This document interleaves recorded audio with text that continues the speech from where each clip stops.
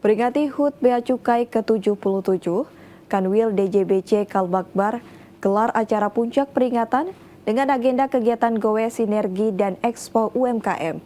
Kegiatan yang bertempat di Taman Alun Kapuas, Jalan Rahadi Usman bertema Goe Sinergi dan UMKM Expo menuju UMKM Kalbar naik kelas.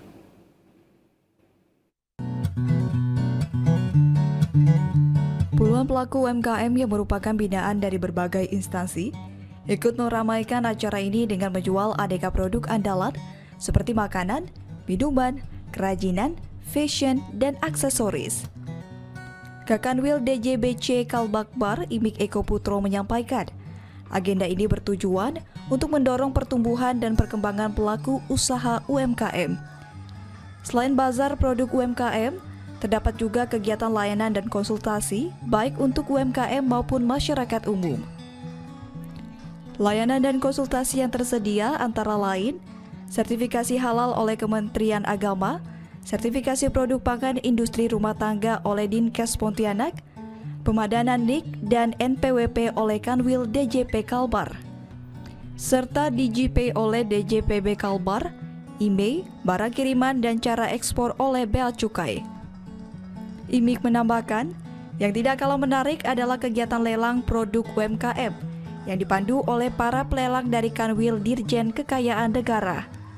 Selain bertujuan untuk meningkatkan nilai jual produk, lelang ini juga bertujuan untuk mengedukasi masyarakat agar betapa mudahnya untuk ikut lelang karena sekarang lelang sudah bisa dari mana saja dan sudah berbasis internet. Salah satu pelaku UMKM, Tri Pradita mengatakan, produk unggulannya adalah tas kombinasi keladi air. Dengan desain dan jahitan sendiri, maka produknya terbatas dengan satu desain hanya untuk satu produk. Bahan baku yang melimpah di Kalbar membuatnya tercetus ide untuk memanfaatkan keladi air tersebut agar bernilai ekonomis. Sebagai UMKM binaan dari Bea Cukai, Tri mengaku tentunya mendapat berbagai keuntungan. Seperti dari Bea Cukai yang menyarankan serta memberikan pendampingan untuk mengekspor produk kerajinan olahannya. Ada rekanan yang menawarkan untuk melakukan pengiriman ke negeri Malaysia untuk masuk ke toko souvenir di sana. Tri optimis produk kerajinan keladi air dan kreasi songket miliknya dapat menembus pasar internasional. Karena saat pameran produknya selalu dibeli sejumlah wisatawan dari Malaysia hingga Singapura.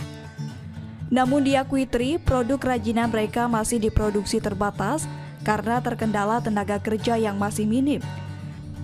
Pelaku UMKM lainnya, Ita mengatakan, produk kerupuk jamur tiram dan lidah buaya miliknya saat ini tengah berupaya akan dipasarkan ke sejumlah daerah.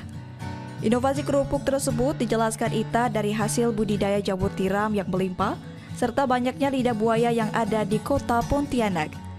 Lewat berbagai eksperimen yang dicobanya, akhirnya Ita menemukan formulasi yang tepat sehingga menghasilkan kerupuk tanpa kandungan hewani tersebut. Karena produk kerupuknya baru dengan banyaknya ragam kerupuk yang ada, menjual ada yang sudah digoreng dan siap untuk dimakan. Namun Ita juga berencana untuk menjual yang masih dalam bentuk olahan setengah. Ita mengaku dirinya mampu menjual hampir 1.000 bungkus kerupuk siap makan setiap bulannya. Ia pun akan melebarkan sayap penjualannya hingga ke kota lain. Bahkan Ita berkeinginan kerupuk olahannya tersebut dapat dijual hingga ke pasar internasional. Sehingga Ita berharap adanya bantuan dari pihak terkait untuk pemasaran produknya. Mendorong para pelaku UMKM itu bukan hanya menjual produknya lokal, tapi ke depan nanti bisa untuk ekspor. Nah, kami di sini juga menghadirkan kolega-kolega kami untuk bisa memberikan informasi kepada publik. Dukungan kepada UMKM terus kita optimalkan. Soalnya dari Bea Cukai ini juga kan menyarankan kita untuk ekspor. Mereka menjelaskan bagaimana prosedurnya, prosesnya untuk bisa ekspor. Nah, kebetulan dari saya sendiri ini lagi cari buyer sih. Kemarin ada kawan yang menawarkan untuk masuk di daerah Kuching dan Sarawak Malaysia untuk masuk ke toko souvenir di sana. Saya cobalah bikin kebun sedikit yang ada lahan dekat rumah. Setelah itu berbuah banyak. Jamur tadi itu bingung saya mau jual kemana, pasar tak ada, apa tak ada ya kan. Jadi saya ciptakanlah olahannya. Terus yang lidah buaya tuh, kenapa saya campurkan lidah buaya?